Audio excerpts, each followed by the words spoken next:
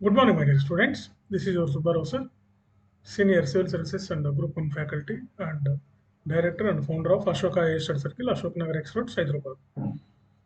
So friends మనం ఈరోజు ఒక general essay civil services and group వన్కి సంబంధించి ఒక జనరల్ ఎస్ఏ స్కెల్టన్ ఎలానో చూద్దాం. ఇది ఎలా ఫ్రేమ్ వర్క్ చేసుకోవాలి జనరల్ ఎస్ఏ, ఎందుకంటే జనరల్ ఎస్ఏ కూడా మనకు ఒక మెయిన్ మనకి ఈ గ్రూప్ వన్ సివిల్ సర్వీసెస్లో సో ద బెస్ట్ అనమాట. ఎక్కువగా మనం జనరల్ ఎస్ఏకి ఎక్కువ మార్క్స్ తెచ్చుకోవడానికి కూడా అవకాశం ఉన్నటువంటి ఏరియా అనమాట. సో కాబట్టి ఒక జనరల్ ఎస్ఏలో మనం ఇవాళ ఒక ఇంపార్టెంట్ టాపిక్, దేశంలోనే ఒక బర్నింగ్ అవుతున్నటువంటి టాపిక్, దాని గురించి మనం తెలుసుకుందాం. సో ఏంటంటే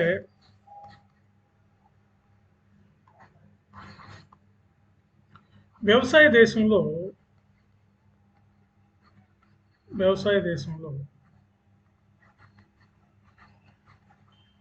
వ్యవసాయ సంక్షోభం అంటే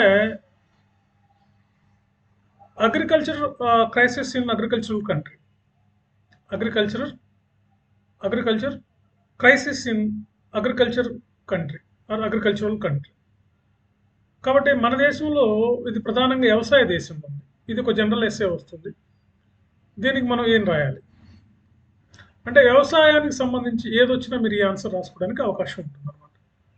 వ్యవసాయానికి సంబంధించి మీకు జనరల్ ఎస్ఏ ఏదొచ్చినా ఇదే ఆన్సర్ ప్రజెంట్ చేసుకోవచ్చు. సో యాజ్ యూజువల్గా మనం ఒక స్కెల్టన్ ఏర్పాటు చేసుకోవాలి ఎస్ఏకి.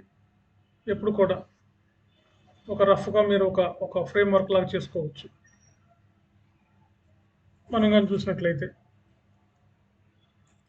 సో దాని ప్రకారం మనం ఎస్ఏ డెవలప్ చేయాలి. సో యాజ్ యూజువల్గా ఏంటంటే మనకి ఫస్ట్ ఇంట్రడక్షన్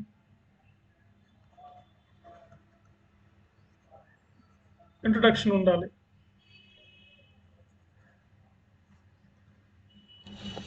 అదేవిధంగా ఇంట్రడక్షన్ అట్లీస్ట్ మనం ఒక 1 పేజ్ ఇంట్రడక్షన్ ఉండాలి మీకు. తర్వాత రెండో స్టెప్లో ఏంటంటే దీని యొక్క డెఫినేషన్ ఇవ్వాలి. మీరు ఇంట్రడక్షన్లో ఇచ్చినా పర్లేదు, డెఫినేషన్ డేటా ఉండాలి, లేటెస్ట్ డేటా రాయాలి ఇందులో అగ్రికల్చర్ సంబంధించి. తర్వాత వ్యవసాయ ప్రాధాన్యత ఏంటి మన దేశంలో, బాడీ కంటెంట్లోకి వచ్చిన తర్వాత మీరు మెయిన్గా బాడీ లేదా కంటెంట్ అంటాం దీన్ని, ఈ రెండవ స్టెప్ కింద పెట్టుకోండి దీన్ని. దీంట్లో వ్యవసాయ యొక్క ఇంపార్టెన్స్ ఏంటి, ప్రాధాన్యత ఏంటి. తర్వాత మూడో స్టెప్లో ఏంటంటే వ్యవసాయ రంగం ఎదుర్కొన్నటువంటి సవాళ్ళు ఏంటి, దీని మీద ఎక్కువ ఫోకస్ చేయాలి. మన క్వశ్చన్ ఏంటి, వ్యవసాయ సంక్షోభం కాబట్టి దీని మీద ఎక్కువ ఫోకస్ చేయాలి. సవాళ్ళు అట్లీస్ట్ ఒక్కొక్క దానికి మనం ఒక 10 పాయింట్స్ వరకు కవర్ చేయాలి. 10 పాయింట్స్ అంటే అట్లీస్ట్ ఒక 2 పేజెస్ మినిమం రాయాల్సి ఉంటుంది. మీరు పేరాస్లో రాస్తే 2 పేజెస్ రాయాలి. ఒక్కొక్క పేజీకి 2 లేదా 3 పేరాలు పెట్టుకోండి. వ్యవసాయం అది ఎదుర్కొన్న సవాళ్ళు. అదేవిధంగా నాలుగోది ఏంటంటే మనకి వ్యవసాయ సంక్షోభాన్ని ఎదుర్కొంటున్నాం కాబట్టి ఆ సవాళ్ళను అతిక్రమించడానికి ప్రభుత్వం చేపడుతున్న చర్యలు, గవర్నమెంట్ మెజర్స్ ఏం తీసుకుంటుంది, what measures taken by government for the development of agriculture in our country since independence or recent times, what kind of measures taken by the government for the development of agriculture in the country. So as యూజువల్గా దీని తర్వాత మీరు ఇంకా ఏం చేయాలంటే so suggestions, government తీసుకున్న చర్యలు, తర్వాత ఎలాంటి చర్యలు చేపట్టాలి మీరు చెప్పాలి. చర్యలు చేపట్టాలి లేదా తీసుకోవాల్సిన చర్యలేంటి, ఇది కూడా మనం చెప్పాల్సి ఉంటుంది. దీన్ని మనం ఇంగ్లీష్లో వే ఫార్వర్డ్స్ అని, ముందుకు దారి ఏదని అని అంటూ ఉంటాం, అది మనం చెప్పాలి. తర్వాత కన్క్లూజన్ మస్ట్ బి కన్క్లూజన్, ఎస్ఏకి కన్క్లూజన్ కూడా ఉండాలి. కన్క్లూజన్ కూడా మీకు అట్లీస్ట్ ఒక హాఫ్ పేజీ టు 1 పేజ్ వరకు కన్క్లూజన్ ఇవ్వండి సివిల్ సర్వీసెస్లో అయినా group 1 line. So this is the structure of SA. Before going to write the SA, we follow this framework and this structure and skeleton. Skeleton is need for write a good essay in civil services and as well as in group 1. ఇది రాయడానికి ఒక మంచి skeleton ఉండాలి. For example మనం ఇంట్రడక్షన్‌లో కొంచెం ఎఫెక్టివ్‌గా ఉండాలి. మన ఇంట్రడక్షన్ ఎప్పుడు కూడా ఎఫెక్టివ్‌గా ఉండాలి ఇంట్రడక్షన్. ఎఫెక్టివ్‌గా ఉండాలి. బ్యాక్‌గ్రౌండ్ ఉండాలి. బ్యాక్‌గ్రౌండ్. లేటెస్ట్ బ్యాక్‌గ్రౌండ్ ఉండాలి. లేటెస్ట్ డేటా ఉండాలి. మీరు కొటేషన్స్ కూడా రాయొచ్చు దీనికి. కొటేషన్స్ కొటేషన్స్ కూడా రాయొచ్చు. లేదా కోడ్స్ అంటాం కదా! కోడ్స్ కూడా రాయొచ్చు. లేదా ప్రముఖులు ఇచ్చినటువంటి స్లోగన్స్‌తో కూడా రాయొచ్చు. జై జవాన్, జై కిసాన్ అన్నట్టు. స్లోగన్స్‌తో కూడా రాయొచ్చు. ఇట్లా మీరు ఏదైనా సరే ఇంట్రడక్షన్‌లో చాలా ఎఫెక్టివ్‌గా ఉండాలి compare to others. Your introduction must be effective then others essay. So, essay అనేది ఇట్స్ ఎ ఫ్లో. ఇది మీరు జనరల్‌గా రాయాలి. Don't follow the main market books. Don't follow the market books. మీకు ఎంతవరకు అవగాహన ఉంటుంది దీని మీద, అది మీరు ఎఫెక్టివ్‌గా రాయండి. మీరు ఫీల్ అవ్వండి ఫస్ట్ ఆఫ్ ఆల్. మన రైతు ఎలా ఉన్నాడు ఫీల్ అవ్వండి. ఫీల్ అయ్యి రాయండి. మీరు మీరు ఒక ఒక తదానుభూతి చెందండనమాట. రైతు గురించి తెలియనిది ఎవరండి? మన దేశంలో రైతు దేశం ఇది. వ్యవసాయ దేశం. సో, ఇంట్రడక్షన్ ఎలా ఉండాలి దీనికి? ఇలాంటి మంచి ఎస్సేకి ఇంట్రడక్షన్ ఎలా పెట్టాలి మనం? డెఫినిట్‌గా మనకు అగ్రికల్చర్ మీద ఎస్సే అడగకుండా ఉండరు. ఇది మనకి ఎకానమీ పాయింట్ ఆఫ్ వ్యూలో వస్తుంది. సోషల్ ఇష్యూలో కూడా రావచ్చు దీన్ని మనకి. సో, కాబట్టి ఎస్సే ఖచ్చితంగా ఎక్స్‌పెక్ట్ చేయొచ్చనమాట. మంచి ఎస్సే ఎట్లా రాస్తాం మనం?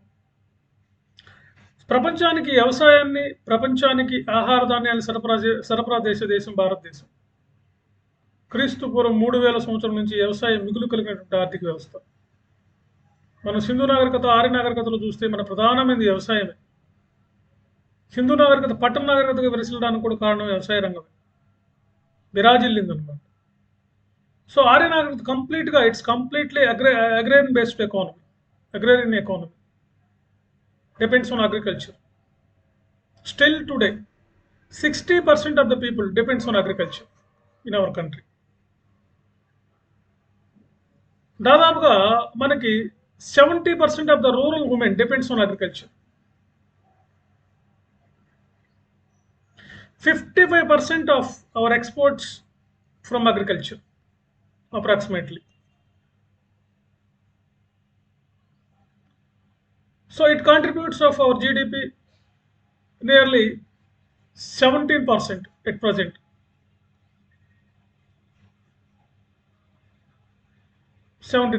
Contributes to our GDP. And average India's economic mean agriculture growth rate is 3.5 to 4%.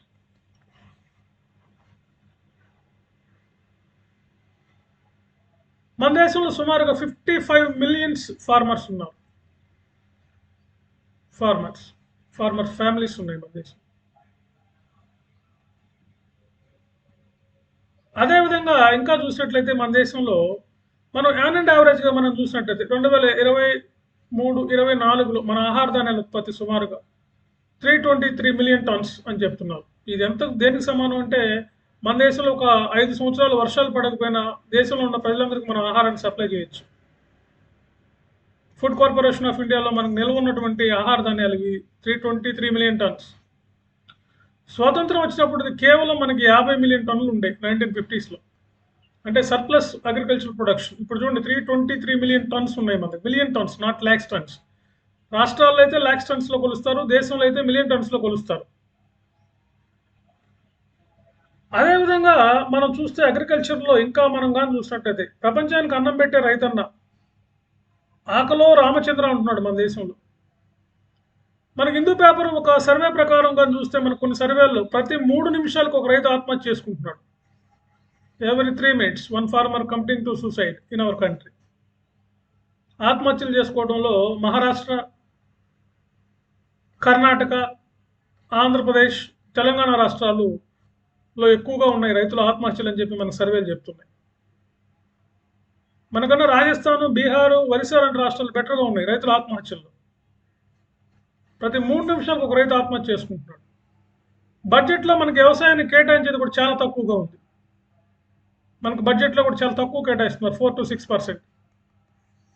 దీన్ని అట్లీస్ట్ కొన్ని కమిటీలు, రంగరాజన్ కమిటీలు, స్వామినాథన్, ఎంఎస్ స్వామినాథన్ కమిటీ లాంటివి ఏం చెప్తున్నాయంటే మనకు సుమారుగా ఒక 8% అన్న కేటాయించాలని చెప్తున్నాయి. ప్రముఖ వ్యవసాయ శాస్త్రవేత్త, recently passed away. MS Swaminathan, father of Indian green revolution. చూడండి, ఇలాంటి విషయాలతో రాయాలి. క్రైసిస్, మన దేశంలో వ్యవసాయం భయంకరమైన క్రైసిస్లో ఉంది. చూడండి, పంజాబ్లో రైతులు ఏ విధంగా ఢిల్లీలో ధర్నా చేస్తున్నారో మీరు గమనిస్తూనే ఉన్నారు. ప్రభుత్వం వ్యవసాయ చట్టాలు చేస్తూనే ఉంది. అంటే మనకి వ్యవసాయంలో సంక్షోభానికి ప్రధానమైన కారణాలు ఏంటో చాలా ఉన్నాయి మన దేశంలో. ఒకటేంటంటే ఇన్పుట్ కాస్ట్ పెరగడం అని చెప్పి సర్వేలు చెప్తున్నాయి. ఇన్పుట్ కాస్ట్ అంటే విత్తనాలు, ఎరువులు, ఫర్టిలైజర్స్, పెస్టిసైడ్స్, కూలీల ఖర్చులు, ఇంట్రెస్ట్స్, ఇవన్నీ పెరగడం.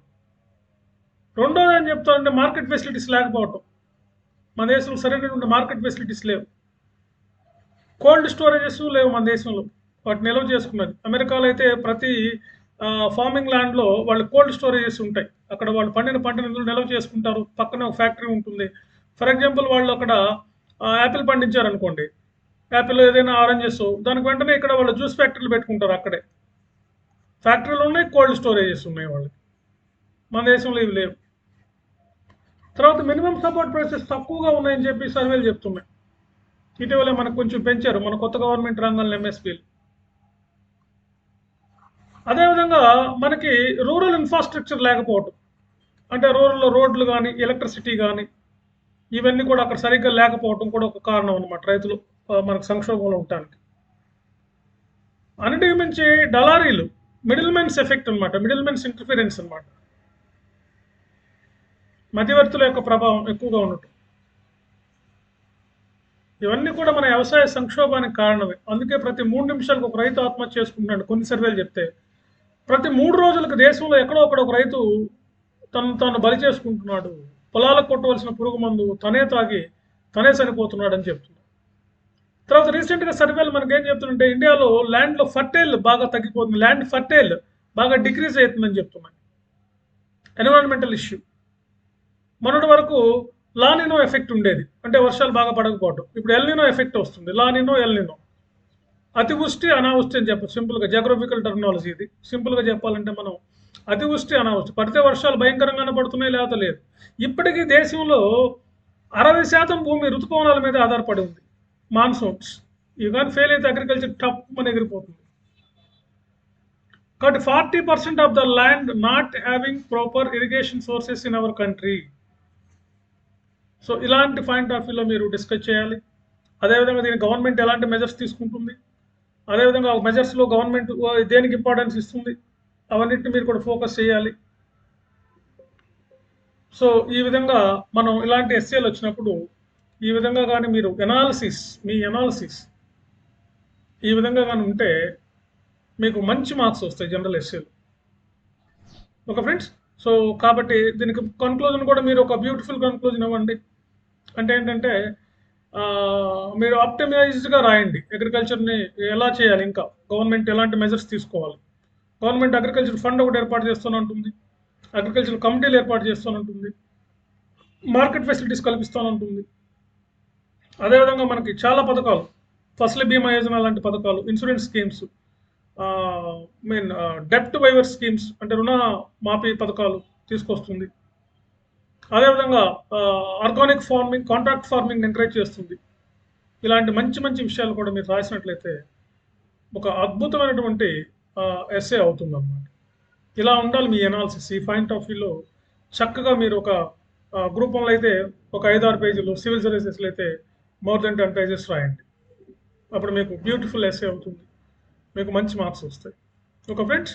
సో ఇంకొన్ని మనం డిస్కస్ చేద్దాం. సో మా ఛానల్ చూస్తుంటే సబ్స్క్రైబ్ చేయండి. సో అదేవిధంగా టెస్ట్ సిరీస్ రాయండి. టెస్ట్ సిరీస్ రాస్తే మీకు ఎస్ఏలు కరెక్ట్గా ఉన్నాయా లేవో చూస్తాం. ఆల్ పేపర్స్ టెస్ట్ సిరీస్ ఇవ్వబడుతుంది. అన్నిటికి కూడా మీకు కరెక్షన్ చేసి మేము పంపిస్తాం. ఆల్ పేపర్స్ పంపిస్తాం ఎక్సెప్ట్ డేటా ఇంటర్ప్రిటేషన్. ఆ సెక్షన్ తప్ప మిగతా అన్ని పేపర్లకి కరెక్షన్ ఉంటుంది. టెస్ట్ సిరీస్ ఇస్తాం. చాప్టర్ వైజ్గా మీకు క్వశ్చన్స్ ఇస్తాం. అంటే యూనిట్ వైజ్గా రాయండి, కరెక్షన్ చేయించుకుంటే అట్లీస్ట్ కొన్నైనా రాయండి. ఒక షెడ్యూల్ ఇస్తాం మీకు, 14 వీక్ షెడ్యూల్ ఇస్తాం. ఆ షెడ్యూల్లో కనీసం ఒక 10 వీక్ షెడ్యూల్స్ అయినా మీరు కంప్లీట్ చేసుకుంటే మీరు ఖచ్చితంగా గ్రూప్ 1 రేస్లో ఉంటారు. Okay, thank you very much.